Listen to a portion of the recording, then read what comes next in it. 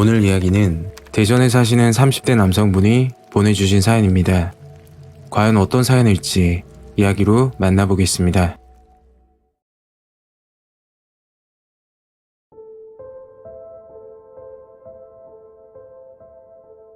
때는 5년 전 만남 사이트를 이용하다 있었던 이야기입니다. 아직까지도 화가 나고 제 자신이 바보 같습니다. 정말 이해가 안 되시겠지만 그땐 콩깍지가 단단히 씌었던 것 같습니다. 제 직업은 건설 현장에서 일용직을 하고 있습니다. 친구와 용돈을 벌기 위해서 시작한 일이 직업이 되어버렸죠. 몸은 고되고 힘들지만 한 가지 목표가 있었습니다. 돈을 모아서 행복한 가정을 꾸리는 것. 물론 돈이 없어도 가능은 하겠지만 직업도 변변치 않고 외모도 떨어지는 저에게는 사실상 불가능에 가까운 거였죠. 아버지는 어릴 적 돌아가셨고 어머니 혼자서 저를 키우셨는데 얼른 결혼해서 손주 보고 싶다고 늘상 이야기를 하셨습니다. 한마디로 제 목표이자 어머니도 간절히 원하시는 부분이었죠. 2017년 여름, 그 당시 대전 탐방동 근처 신축 빌라 공사 현장에 투입되고 있을 때였죠. 그날 새벽 반장님에게 전화가 왔습니다. 민수야, 오늘 작업 안 되니까 푹 쉬고. 일어나서 창문을 열어보니 장대비가 쏟아지더군요. 아시다시피 현장직은 비가 오면 작업이 힘듭니다.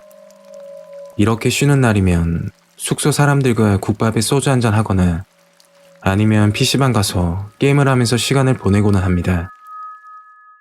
10시쯤 PC방으로 향했습니다. 평소 게임을 즐겨 하지 않아서 인터넷 검색을 하고 있었죠. 그때 컴퓨터 오른쪽 모서리 부분에 광고 하나가 뜨더군요. 만남 사이트 광고였는데 평소 같으면 무시했겠지만 이상하게 그날은 관심이 생기더라고요. 저도 모르게 만남 사이트로 들어가게 되었습니다. 여자분들 프로필이 나와 있었는데 미인분들이 너무나 많더군요. 5분쯤 지나서 여자분에게 쪽지 한 통이 도착했고 쪽지를 확인하려니까 결제하라는 메시지가 뜨더군요. 저도 모르게 카드 번호를 입력하고 결제를 하고 말았습니다. 쪽지의 내용은 저와 대화하고 싶다는 내용이었고 결국 한 여자분과 카톡 아이디를 주고받게 되었습니다. 여자분 나이는 20대 후반이고 쇼핑몰 사업을 하고 있다고 하더군요. 카톡 프로필 사진을 보니까 연예인 뺨치는 미모였습니다. 그리고 제 직업을 물어보길래 부끄럽기도 했지만 솔직하게 이야기했습니다. 제 생각과는 다르게 더 좋아하시더군요. 그날 이후로 제 일상에는 많은 변화가 생기기 시작했죠. 쉬는 날에는 종일 휴대폰만 보고 있고 일하면서도 수시로 카톡 메시지를 확인하기까지 했습니다. 일하고 밥 먹고 자는 시간 외에 늘 여자분과 메시지를 주고받았죠. 한 달쯤 지나 저는 여자분에게 푹 빠지게 되었고 목소리가 궁금해지기 시작했습니다. 여자분은 사귀는 사이도 아닌데 통화는 힘들다고 하더군요. 그때 무슨 용기인지 모르겠지만 카톡 메시지로 고백을 하게 되었습니다. 진심을 담아서 장문으로 고백했죠. 한참 동안 답장이 없던 여자분에게 카톡 메시지가 오더군요. 저한테 어떻게 하는지 보고 결정할게요. 네, 정말 잘해줄게요. 진심이에요. 그리고 다음날 점심시간에 식사를 하고 있는데 여자분에게 카톡 메시지가 왔습니다. 쇼핑몰 직원들과 점심을 먹으러 나왔는데 신용카드를 잃어버려서 난감하다는 연락이었습니다. 그리고 계좌번호를 불러주면서 5만원만 빌려달라고 하더군요. 급하다고 하니까 아무 의심 없이 돈을 송금했습니다. 그 당시 저는 제 인생에서 이런 여자는 두 번 다시 없다라는 생각뿐이었고 잘 돼서 결혼까지 생각하고 있었으니까 투자라고 생각을 했던 것 같습니다.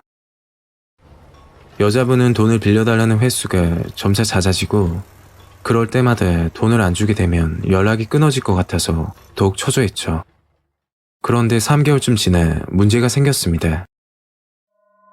여자분이 운영하던 쇼핑몰이 자금난으로 문을 닫을 수도 있다고 하더군요.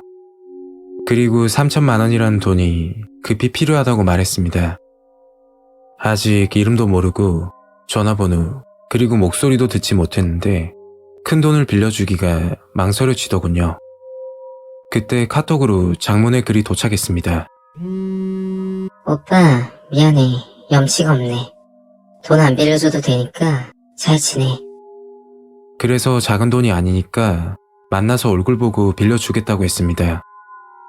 그러니까 태도가 바뀌면서 일주일 후에 만나자고 연락이 오더군요. 좀 이상했던 점은 낮도 아닌 저녁 늦게 만나자는 겁니다. 그것도 10시 이후만 가능하다고 하더군요. 약속 장소는 중구 선화동이었는데 이 부분도 좀 이상했죠.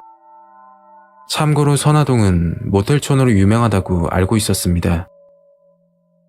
약속 당일 시간을 맞춰 롯데리아 앞에서 기다리고 있었죠. 10시가 넘어 11시가 다 되어가고 있었고 점점 초조해지기 시작했습니다.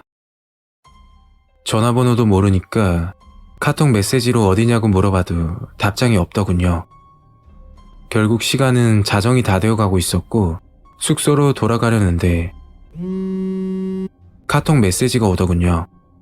도착했어. 어디야? 저는 주변을 두리번거리니까 롯데리아 바로 옆 건물에 치과가 있었는데 치과 건물 앞에 여자분이 서 있더라고요. 그런데 여자분 모습이 어딘가 이상했습니다. 검은색 모자에 검은색 마스크로 얼굴을 다 가리고 있었고 고개를 푹 숙이고 있더군요. 뭐 어찌됐던 반가운 마음에 인사하고 밥이나 먹자고 하니 모텔에 방을 잡고 술 한잔 하자고 했습니다. 모텔로 향하면서 얼굴을 왜 가리고 나왔냐고 물어보니까 대인기피증이 심해서 그렇다고 하더군요.